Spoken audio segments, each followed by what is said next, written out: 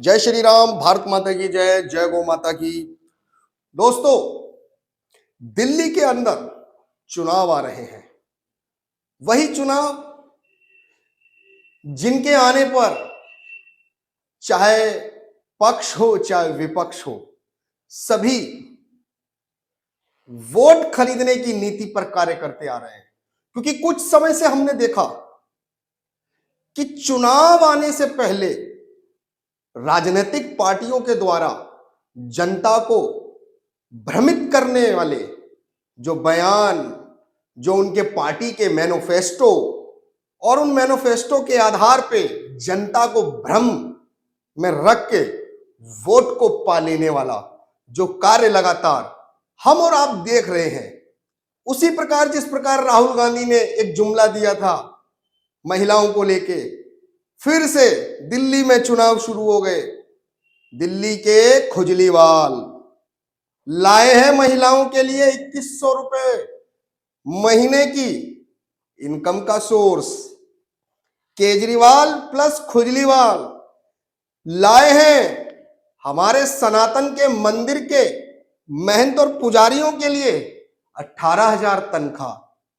आज हम और आप पूछते हैं, क्या देश की सरकार को चुनने वाले ऐसे लोगों को चुनेंगे जो महिलाओं के वोट को 2100 रुपए महीना देने की बोलकर खरीद कर वोट को पाने का कार्य कर रहे हैं? इस देश के अंदर चल क्या रहा है? बड़े बड़े राजनेता जन सुविधाओं पर कार्य ना करके, जन सुविधाओं के नाम पर जन सुविधा न देने पर भ्रमित कर कर जनता की भावनाओं को खरीद कर, यानी आपका एक कीमती वोट वो खरीदेंगे। और फिर क्या होगा? वही होगा जो दिल्ली में आपने और हमने देखा। वही दिल्ली जहां पर सरकार में केजरीवाल उफ खुजलीवाल जो कहता है मैं दिल्ली का मालिक हूं। दिल्ली के मालिक अभी शीश महल से बड़े महल गए, बड़े महल से वापस आए, फिर दिल्ली की जनता के बीच में वही छल कपटी विचारधारा की राजनीति लेकर वो सड़क पर, मैदान पर है। चिंता तो आपको करनी चाहिए, क्योंकि दिल्ली के दंगे आपने देखे। आम आदमी पार्टी के पार्षद विधायक को दंगा भड़काते आपने देखा। जब आपने दिल्ली के अंदर उपद्रव देखा, उपद्रव को बढ़ावा देने वाली पार्टी के पार्षद विधायक को जाना, फिर भी वोट क्यों आम आदमी को देना? नहीं देंगे आम आदमी को। अब प्रश्न उठता है कि वोट किसको देंगे? बीजेपी?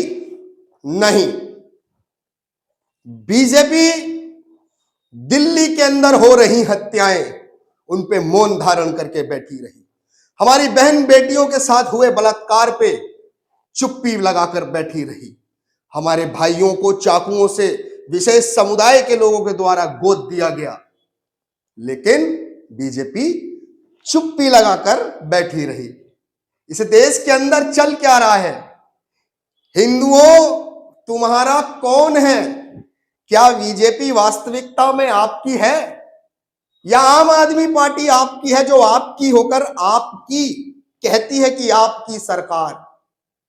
आज निर्णय आपको करना है कि इस देश के अंदर जब पक्ष और विपक्ष जन भावनाओं का सम्मान करना भूल जाए और चुनावी समय पर चुनावी वादे लेकर आ जाए, आज समय आपके और हमारे पास है। देश के अंदर हिंदू जन भावनाओं का माहौल बिगाड़ा जा रहा है, हिंदू जन भावनाओं का खिलवाड़ बनाया जा रहा है। कोई किसी पार्टी का नेता आता है, हिंदू जन भावनाओं का खिलवाड़ बनाता है। हिंदुओं, आज तुम्हें तय करना है कि देश की आजादी केवल उन्होंने दिलाई थी, या उन्होंने दिलाई थी जो एक सीने से किताब लेकर चल रहे हैं। मैं उसी किताब की बात करता हूं इस चुनाव में, कि उसमें कहां लिखा है वोट पाने के लिए राजनीतिक पार्टियां लुभावने, छलकपटी मैनिफेस्टो जारी कर दें और उसके बाद जनता को भ्रमित कर दें। ये देश हमारा है या नहीं है, या हम इस देश के भिखारी बनाए जा रहे हैं। आज आपको सोचना होगा।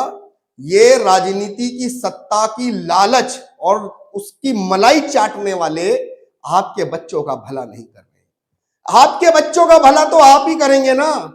जब कमाएंगे आप, अपने बच्चों को खिलाएंगे, और उसी कमाई से टैक्स जब आप सरकार को देंगे, वो सरकार कहां उन टैक्सों को लगा रही है। आज देश का सबसे बड़ा दुर्भाग्य है कि पूरे भारत के अंदर गौ माता, हमारी राष्ट्र माता घोषित ना करवा पाने में आज असफल रही भारतीय जनता पार्टी। मैं धन्य हूं महाराष्ट्र सरकार, श्री शिंदे साहब का, जिन्होंने डंके की चोट पे महाराष्ट्र के अंदर महाराष्ट्र की जनता का, जनभावना का ख्याल रखते हुए गौ माता को राज्य माता का दर्जा दे दिया। आज हम फिर से पुनः आपसे कह रहे हैं, आम आदमी पार्टी हो या भारतीय जनता पार्टी हो या कांग्रेस हो या कोई हो, हमें कोई फर्क नहीं पड़ता। हमें हमारी संस्कृति से प्रेम है, और जो गौ माता को राष्ट्र माता का दर्जा देगा हम उसको वोट करेंगे। अन्यथा जो इस पर कार्य नहीं कर रहा तो हर चुनाव में हम फिर चोट करेंगे, क्योंकि हमारे पास, यही तो कहा जाता है, दूसरा ऑप्शन क्या है। क्या है दूसरा ऑप्शन? है हमारे पास दूसरा ऑप्शन। उस ऑप्शन का नाम है नोटा। तो भाइयों, जब आपकी गौ माता को राज्य माता का, राष्ट्र माता का दर्जा दिलाने में असफल रही बीजेपी, दर्जा ना दिला पाई, गौ माता की रक्षा करने वाले हमारे भाइयों को जेल में डाल दिया गया, हमारे भाइयों के जब बलिदान हो गए उस पर कोई शब्द नहीं निकला। सैकड़ों हमारे भाई राष्ट्रभक्ति, देशभक्ति, गौ माता की रक्षा, बहन बेटियों की रक्षा के लिए लड़ रहे हैं, सैकड़ों मुकदमे खा रहे हैं, जेलों के अंदर जा रहे हैं, लेकिन कोई भी राजनीतिक पार्टी क्यों जनभावनाओं का सम्मान करने हेतु उन कार्यकर्ताओं का सपोर्ट नहीं करती जिनके सपोर्ट के दम पर आज दिल्ली का चुनाव लड़ा जा रहा है। तो दोस्तों, तैयार रहना। इस बार दिल्ली के चुनाव में ना भाजपा की ना आम आदमी की अगर सरकार बनानी है तो दबाओ नोटा और पकड़ाओ इन राजनेताओं के हाथ में लोटा और पकड़ो अपने हाथ में सोटा, क्योंकि जब तक इनको जवाब आप लोग नहीं दोगे तो ये आपके वोट की कीमत ऐसे ही छलकप्पी मैनिफेस्टो के जरिए खरीदते रहेंगे, और चुनाव आयोग आंखें बंद कर इन मैनिफेस्टो पर वोट कराता रहेगा। और उसके बाद जब कोई पार्टी हार जाएगी तो फिर यही गाएंगे कि ईवीएम हैक कर ली, ईवीएम घोटाला हो गया। जो जीत जाता है उसका घोटाला नहीं होता, जो हार जाता है वो ईवीएम पर दोष मढ़ता है। लेकिन वो दोष कौन मढ़ेगा? जो जन भावनाओं को बताकर कि हम आपके लिए कार्य करेंगे और उसके बाद कार्य नहीं करते, तो ऐसे नेताओं को कानूनी रूप से दंडित किया जाना चाहिए, क्योंकि वादा आपका था, मैनिफेस्टो आपका था, जन भावनाओं का सम्मान करना आपकी सरकार का काम था, लेकिन नहीं किया। तो दोस्तों, इस चुनाव दिल्ली के अंदर नोटा दबाओ, क्योंकि नोटा ही इन राजनेताओं के हाथ में लोटा देने का काम करेगा। हर हर महादेव, जय श्री राम। इस बार ना बीजेपी ना आम आदमी, केवल हम जन भावनाओं की सरकार बनाएंगे, नोटा का अधिकार दबाएंगे। जय श्री राम।